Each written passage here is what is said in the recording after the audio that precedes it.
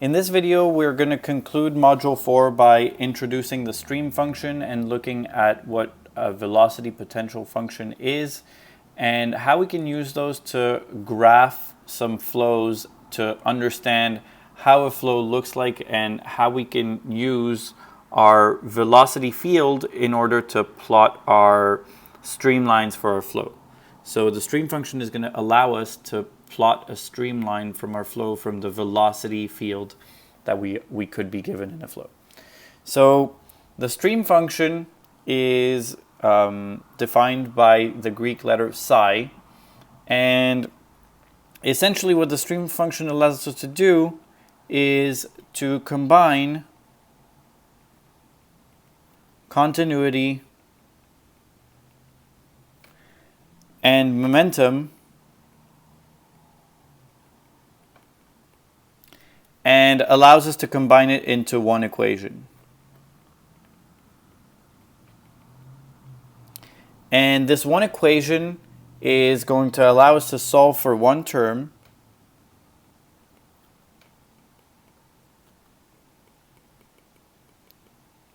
and is going to allow us to come up with a function for a streamline, essentially. So the stream function can be said to be constant along a streamline.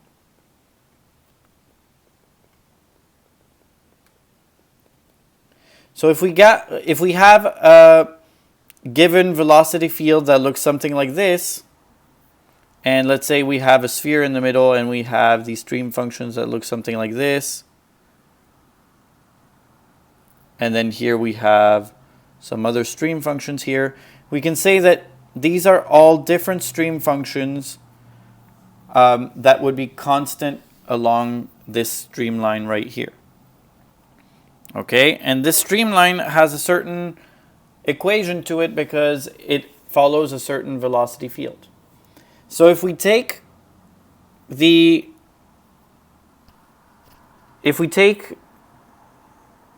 conservation of mass equation, which is our continuity equation, we can simplify it for a stream and try and solve a problem using a stream. So let's look at just a simple tube flow, just like above, going around a sphere, and we'll have just one stream shown, just one streamline shown, just to make it simple. So in order to draw the streamline, we can use a stream function. But how do we define a stream function? Well, we can start with the continuity equation and say, let's look at the general continuity equation and let's try and simplify it for the problem at hand. So some of the assumptions that we're going to make in this problem is that it's going to be planar flow. So a streamline can only exist in 2D. Okay, and that makes sense. A line has to be in 2 dimensions and it can only exist in 2 dimensions. And we're going to assume that we have steady flow when we study streamlines. And what we mean by steady flow is that the mass is usually conserved through the flow. So the mass flow rate in is equal to the mass flow rate out. And we're also going to say that density is constant, which we can also rewrite as flow is incompressible. We're going to assume those things. So if we write the continuity equation, we can write the general continuity equation for Cartesian coordinates would be equal to d density over dt plus d dx times rho u plus d dy times rho v plus d dz times rho w is equal to 0. And I'll just put these in brackets. And with these assumptions, we can say that we can actually cancel the time term because our density is not changing with time. We have steady flow. And we can also get rid of our z flow because we're going to assume that our planar flow is occurring in the xy plane. So our z velocity is going to be 0, and our change in z velocity is going to be 0. So going forward from this, we can rewrite the equation as d rho u over dx plus d rho v over dy is equal to 0. And because density is constant, we can take density out of the bracket. So we can say that density times du over dx plus density times dv over dy is equal to 0. And we can go further than this and actually cancel the densities. So we're left with our term that says du over dx plus dv over dy is equal to 0. And this has to be respected. This has to be respected in order to have a flow with streamlines. We need to always check that our flow is, we always need to check that our flow respects the continuity equation in its simplest form, just like this, to make sure that our flow makes sense and is a possible flow. Okay? And where the stream function is introduced is we're now going to say we have these two terms here. Why don't we create a new function that allows us to encompass both of the terms u and v into one common term?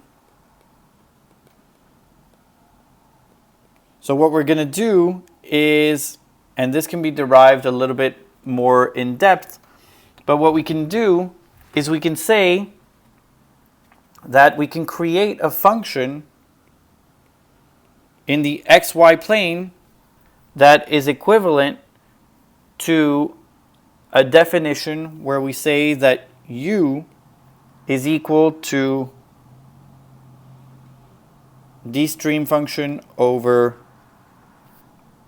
dy, so d psi over dy, and v is equal to minus d psi over dv.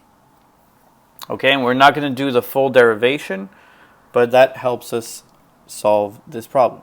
And one important thing about these is that they are partials. So it's a partial on both sides for the function psi. Okay, so we can define this as the following. And we can then we can say that our velocity field is actually equal to d psi over dy in the I direction minus d psi over dx in the j direction. So we're just redefining how to solve for velocity. So we're plugging in, so our velocity field is usually equal to u in the I direction plus v in the j direction plus z, but in this case we're not looking at z. And what we're doing is we're just plugging in a new function called the stream function. And the stream function is great because we're going to be able to actually plot the stream function for a constant value for our stream function, and it'll allow us to plot a streamline in a graph. So it's actually very useful. And we could go even further than this, and we can say that if we look at our above equation here, we can actually rewrite it in terms of our stream function. So we can say that d dx of the partial of psi over dy plus the differential of y minus the partial of psi dx is also equal to 0. And so we can use these equations to sort of manipulate what is happening if we're given a problem. If we're given a stream function, we can differentiate the stream function and differentiate again if we want to solve for our problem. Okay, so depending on the problem we have, we can use these equations and these relations between velocity and this new invented term called the stream function. Now,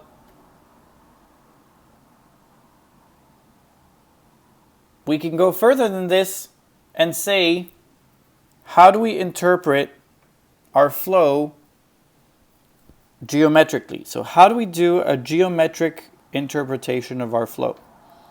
So what does it mean in terms of geometry?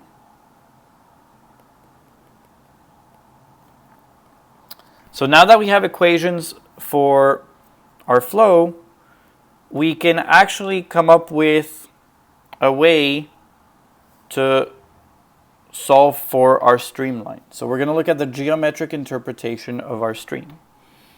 And there's a lot of fancy mathematics that is used in this chapter that we're not going to go into a lot of details, but we can say that lines of constant psi are streamlines of flow.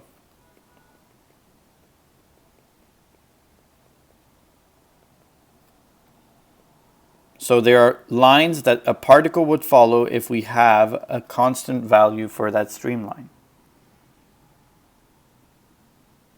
And the definition of a streamline in two-dimensional flow is the following. So definition of a streamline .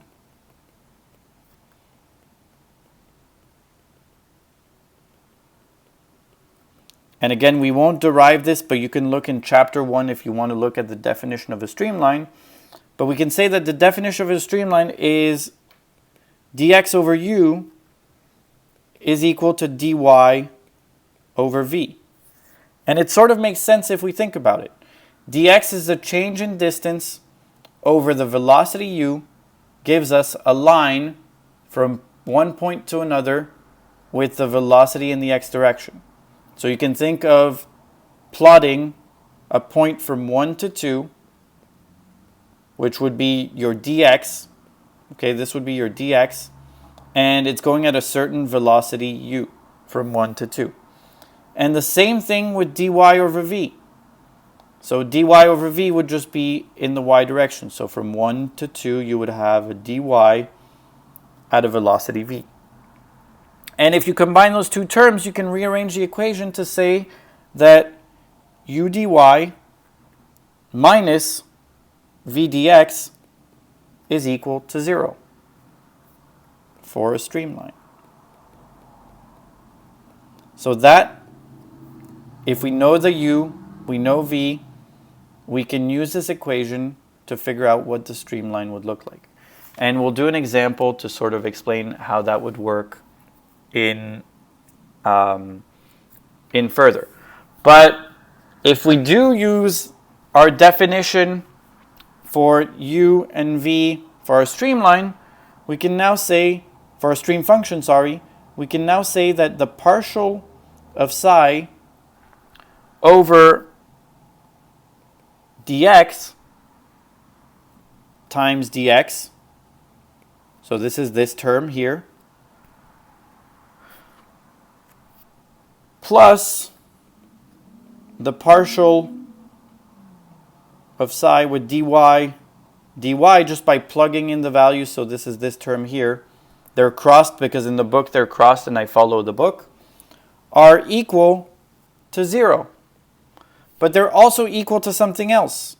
If we have two partials with respect to dx, the dx cancels, but we're left with just the partial of psi plus the partial of psi. And that is the full differential of psi. So psi, the differential psi is the sum of both partials that are in the equation on the right. So we can say that that's equal to the change in psi. So this is, in other words, a change in psi. Okay, the total change in psi.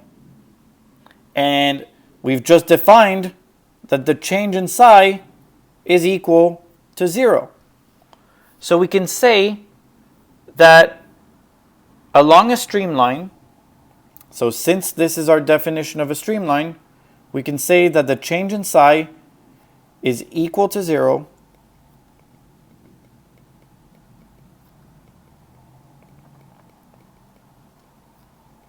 along a streamline. Okay, so we've just proven from our definition of a streamline that our change in psi is equal to 0 along a streamline. So that means that psi is constant along a streamline. Okay, and this must not make all the sense in the world right now, but hopefully it will make sense once we look at a small example problem. So let's look at a small example problem now of how we could apply all the equations that we learned to our streamline system. So let's say that we have an incompressible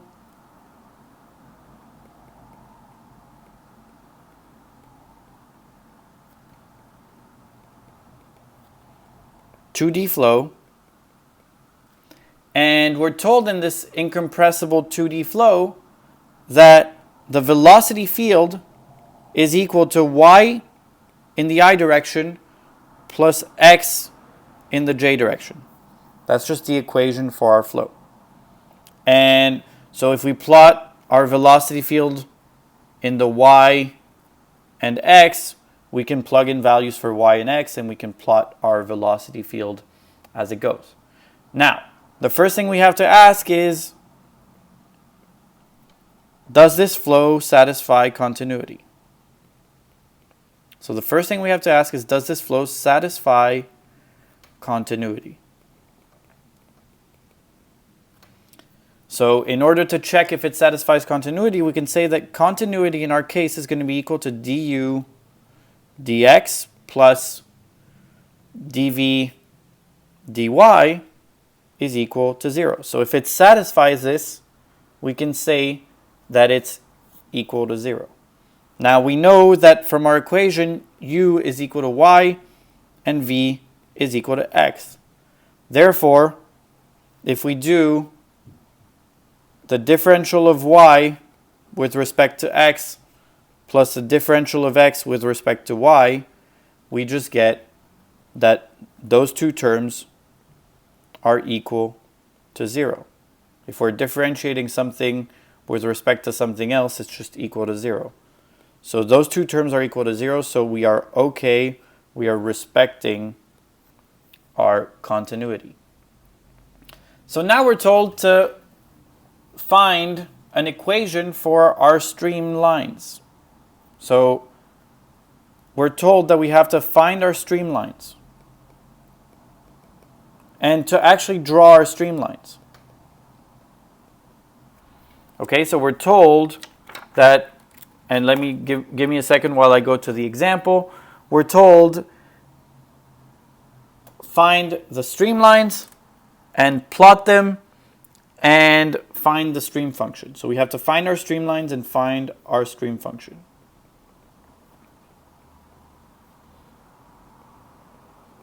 And what they mean by find our streamlines is to essentially plot the streamlines from our stream functions. Okay, so they can either say find our streamlines or find our stream function. So how do we go about that? Well, we know our definition of streamline is u is equal to d of our stream function is u is equal to d stream function over dy, and v is equal to minus partial of psi over dx. And what we can do is we can say that this is equal to y and this is equal to x. We have that from the question. So now what we can do is we can rearrange this equation to say that the partial of psi is equal to y times dy, and that the partial of psi is also equal to minus x dx, okay, by rearranging this equation here. And so now we have two differential functions that we can just integrate on both sides. So we can say we're going to integrate this one and we're going to integrate this one, and they're two partial functions.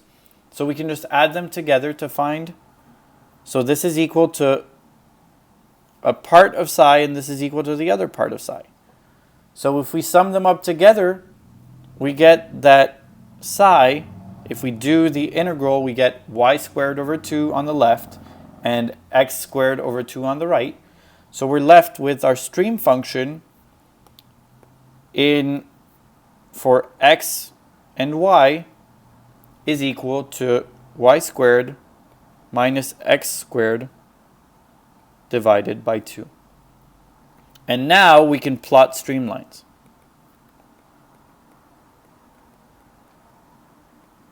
Now that we have a stream function, we can plot our streamlines. So we can say if our stream function is equal to 0, we can say that this is equal to y squared minus x squared over 2. And now we can come up with a function for y in terms of x. So we have that y squared is equal to x squared, or y is equal to x. Okay, if we get rid of the squared value. And now we can plot, for example, from 0 to a certain value on a y-x plot, we can plot that our terms would go like this. So at y equals 1, x would equal to 1. And then you could redo this plot by saying your streamline is equal to 1. So now you have 1 is equal to y squared minus x squared divided by 2. And so now you have an equation that says, if you rearrange it, that would say you have x squared plus 2 is equal to y squared. So y is equal to the square root of x squared plus 2, and you can plot that once again. Okay, so that gives you an idea of how that would work in terms of plotting streamlines for our flow. And that would give you an idea of what the velocity field would look like. So pretty interesting how we can use streamlines to solve our problems. Now, moving forward from streamlines, we can talk about velocity potential as well. And velocity potential is a function that is created to show us how the velocity varies along a streamline, essentially. So the velocity potential is just another type of equation that shows us, for example, if we have our flow like this with the streamline going around our cylinder, for example. So this would be a cylinder with a stream function that's constant, and this is our streamline. What a velocity potential line does is it gives us our velocity along our flow at different points. So it gives us the magnitude of velocity along our point. So it's a scalar quantity. It just gives us the magnitude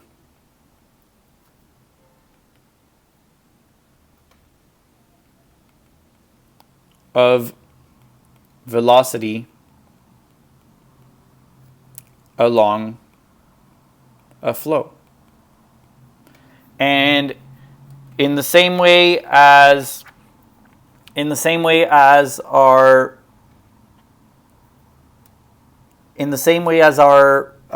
streamline, since velocity potential is a scalar function, we can actually use it in 3D if we want to. But if we're using it with a streamline, we're usually going to be using it with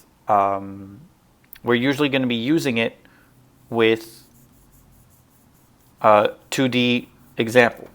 So the definition of velocity potential is similar to what we have in our stream function, except we now have different differentials to define u, v, and w, because we're looking at essentially an orthogonal equation, or an equation that's at 90 degrees with our streamline.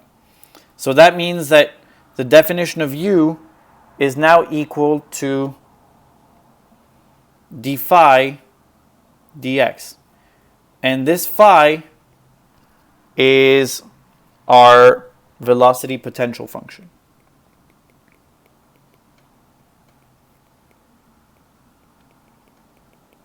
So if we solve for this phi, we would get these lines of constant velocity along the flow, essentially. Okay, so this could be, for example, 10 meters per second, and then this could be 12 meters per second, etc., etc., etc. So we have that u is equal to d phi dx, v, lowercase v is equal to d phi dy, and lowercase w is equal to d phi dz. Remember that we are allowed to have velocity potential in all three directions because it's a scalar and it's fully three-dimensional. It's not left to just being a two-dimensional equation.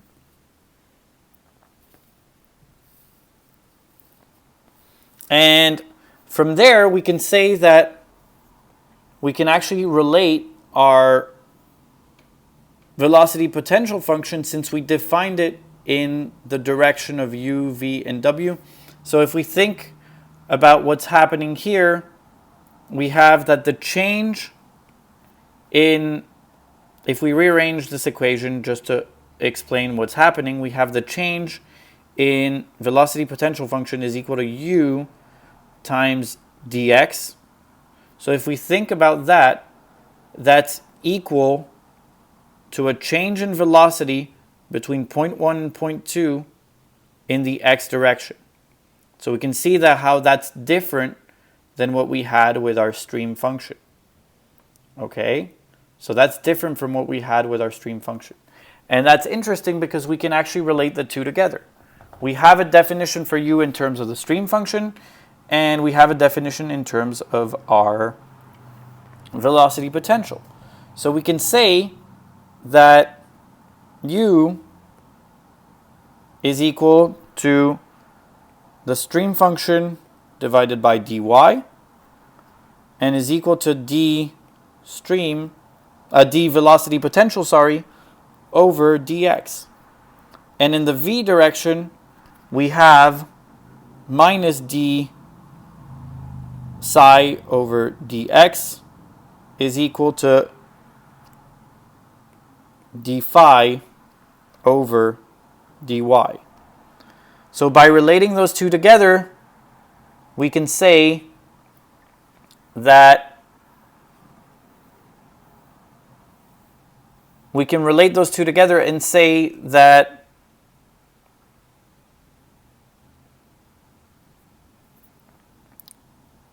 in a problem where we have streamlines and potential lines, if we can plot our streamlines, we can now also plot our potential lines by just doing the same exact technique as before, where if we have a definition for u, we can derive it with our x or with our y, but just in a different way than is done for the stream function. So it's kind of the same behavior, kind of the same system. And we can take it one step further, where we can actually relate the dy over dx, so the change in y over change in x. So we can say that if we have a constant velocity potential line, so if we have a constant velocity potential line, that means that constant velocity potential means that a line along our flow shown above has all the same velocity. So for example, this line would have all the same velocity, and then this line would have all the same for another velocity. Okay? If we have that as a constant, we can use our definition of u dx plus v dy is equal to 0 that we had derived earlier. So earlier we had said that, before our example, we had said that u dy minus v dx is equal to 0 along a streamline.